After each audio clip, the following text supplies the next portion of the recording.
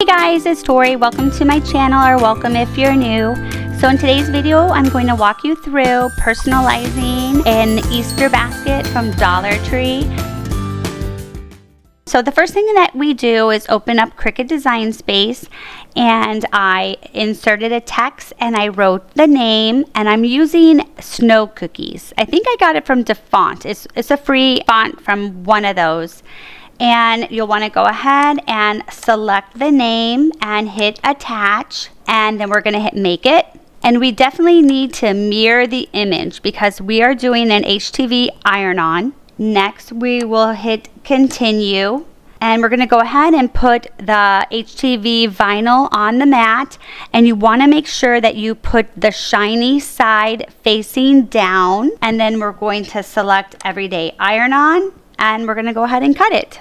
I'm going to be using my Cricut mini press, and I have it on the second setting, and we're going to go ahead and apply the HTV vinyl. Go ahead and iron it for about 30 seconds, not too long. And that was it. It's such an easy project to do, and it adds a lot of character and makes the Easter basket adorable. And that's it. So I hope you guys enjoyed my tutorial today. Leave a comment below, let me know, and I'll see you guys in the next video. Bye.